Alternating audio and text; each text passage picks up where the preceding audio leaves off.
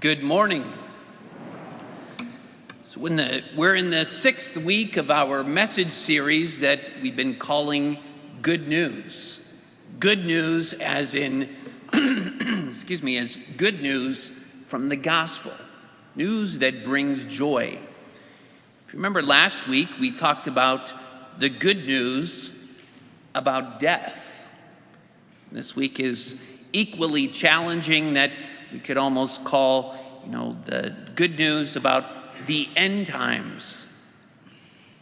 Back in the spring of 2011, there was a radio preacher and controversial self-proclaimed prophet in California who announced that the day of judgment would be on Saturday, May 21st, 2011 at 6 p.m. on the dot. The day came and went, and nothing happened. He later changed his mind and his prediction to October 21st of that same year. The day came and went, nothing happened. Finally, he admitted that he was wrong, that the bottom line is that the world did not end again. Today we're going to look at some good news about the world around us. When the world around us appears to be coming apart, coming undone, coming to an end. The passage that we heard from today's gospel seems a little dark and ominous on the surface. But there it looks like a laundry list of bad news. And Jesus said, "All that you see here, the days will come when there will not be left a stone upon another stone that will not be thrown down." Jesus is not speaking about the end of the world here, though. He's speaking very specifically about a historic event that would unfold in the lifetime of many in his audience. A little brief history is in order here, that the original temple in Jerusalem was built by King Solomon. King Solomon was King David's son, around the year 900 BC. And that first temple would be eventually destroyed by the Babylonians in 586 BC as the people of Jerusalem and the people of Israel were brought into their Babylonian exile. Finally, the Persian king, King Cyrus, issued an order for the temple in Jerusalem to be rebuilt on kind of a modest scale around 538 BC. We hear about this in the book of Nehemiah in the Old Testament. That construction was commonly called the Second Temple. That in Jesus' day, King Herod undertook a massive building campaign to rebuild the Second Temple on a much grander scale, making it one of the largest and most elaborate buildings in all of the ancient world. That he didn't do it, though, for religious purposes, but rather as a display of his wealth and his power. That it was that temple that we hear about in today's gospel reading. That as Jesus is standing in front of that temple and people are admiring how beautiful it is, that he makes this prediction. That it's difficult for us to appreciate or understand the very shocking nature of Jesus' statement, though. He's standing in front of the most prominent, significant, and famous buildings in the world, that he's predicting its utter destruction, which to devout Jews was the end of the world as they knew it. In the case of Jesus' prediction, it all happened just as he said it would.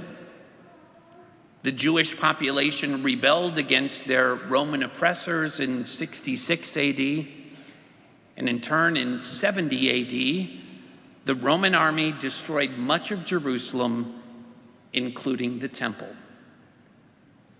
Jared, just kind of as a side fun fact, that much of the treasure and the spoils that were looted from the temple before it was destroyed actually paid for the construction of the Colosseum in Rome.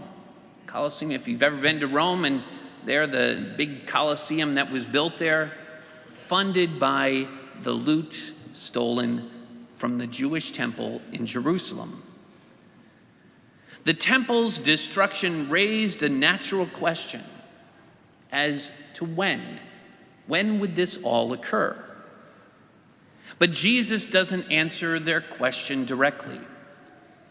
He answered, "See that you are not to be deceived, for many will come in my name saying, 'I am he,' and the time has come.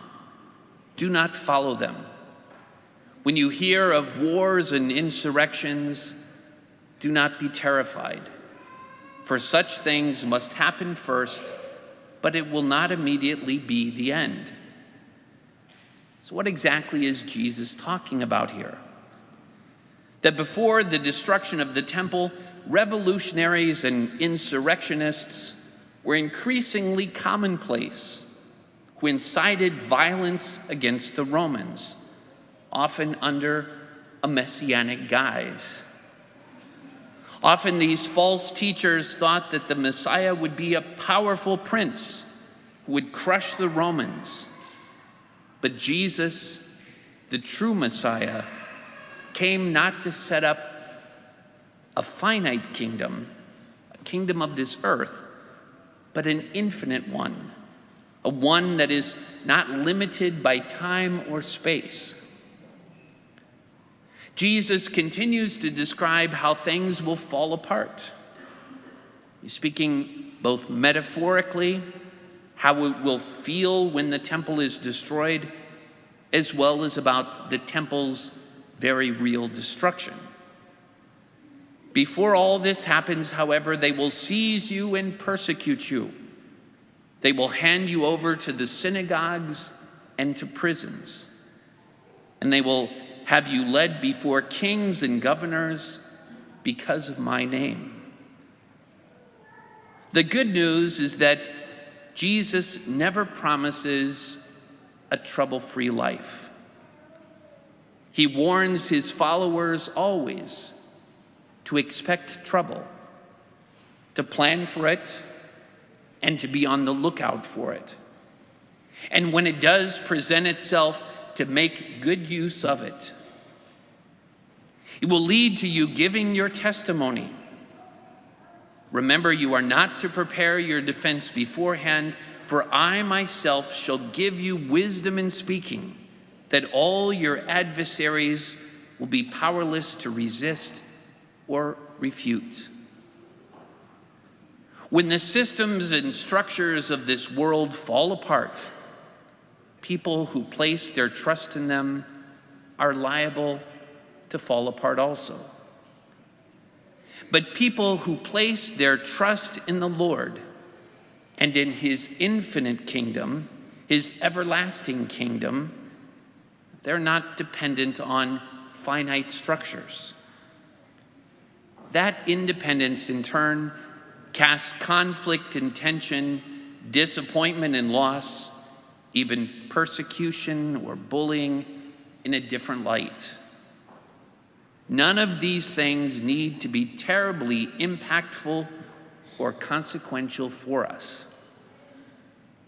The good news about trials and tribulations, problems and even pain, is that they often provide an opportunity to learn more, to lean more into an unshakable, unchangeable God, and then to share that faith with others, the good news about his love.